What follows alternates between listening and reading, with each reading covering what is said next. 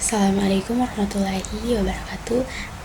Baik, di sini saya akan memenuhi tugas UTS saya dengan mata kuliah pembelajaran akidah akhlak di madrasah. Nah, baik, langsung saja.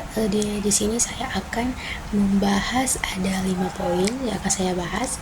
Yang pertama itu ada pengertian tauhid. Nah, terus yang kedua ada pembagian tauhid dari tauhid rububiyah, uluhiyah, dan asma wa al sifat. Nah, yang ketiga di sini saya akan menjelaskan tentang hakikat dan konsekuensi syahadatain. Yang keempat pengertian dan pembagian syirik, dan yang kelima ada faktor-faktor yang merusak tauhid. Nah, langsung saja kita masuk pada poin yang pertama, yaitu pengertian tauhid. Nah, apa sih pengertian tauhid itu? Nah, pengertian tauhid ini secara etimologis, tauhid berasal dari kata wahadayu wahidu. Nah, tauhidan yang berarti esa, keesaan dan mengesakan. Nah, yang dimaksud dengan esa, keesaan atau mengesahkan itu yaitu mengesahkan Allah, meliputi seluruh pengesaan. Meskipun dalam Al-Quran tidak ada kata atau kalimat yang langsung menyebut tauhid dalam bentuk masdarnya, yang ada hanya kata ahad dan wahid. Nah, istilah yang awalnya diciptakan mutakalimin ini memang secara tepat mengungkapkan isi pokok ajaran Al-Quran, yaitu ajaran tentang memahaesakan Tuhan. Baik, kita lanjut pada poin yang kedua. Nah, di poin yang kedua ini ada tauhid rububiyah, tauhid uluhiyah, dan tauhid asma wa sifat. Nah, kita akan masuk kepada tauhid rububiyah. Nah, apa sih tauhid rububiyah itu? Nah, tauhid rububiyah ini adalah mengesahkan Allah dalam perbuatan Allah.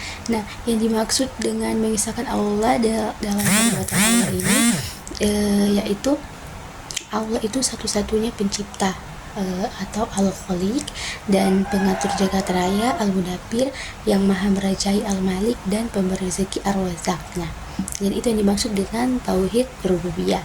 Nah, kita masuk pada tauhid uluhiyah. Nah, tauhid uluhiyah ini adalah mengesahkan Allah dalam perbuatan hamba. Nah, yang dimaksud dengan mengesahkan Allah dalam perbuatan hamba itu yaitu kita sebagai seorang hamba hanya beribadah kepada Allah saja, tidak boleh satupun ibadah diserahkan kepada selain Allah.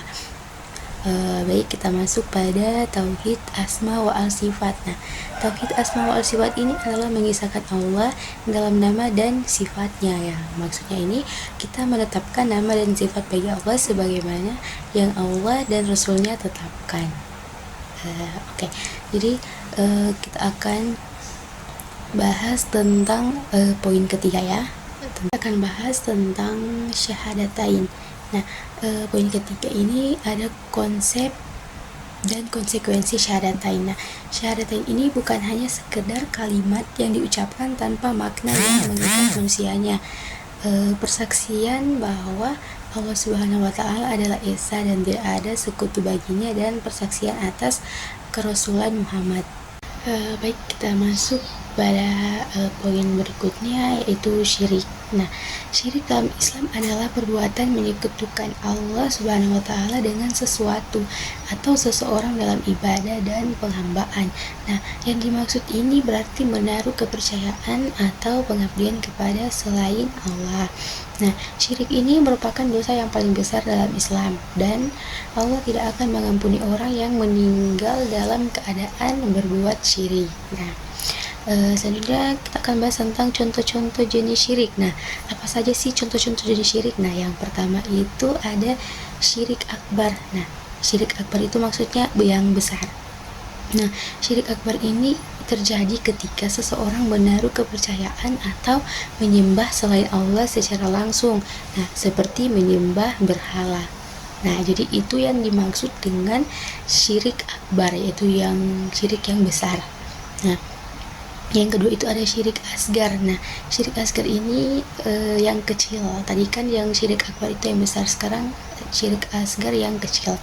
Nah, ini terjadi ketika seseorang melakukan perbuatan yang seharusnya ditujukan hanya kepada Allah, tetapi dilakukan dengan tujuan mendapatkan pujian.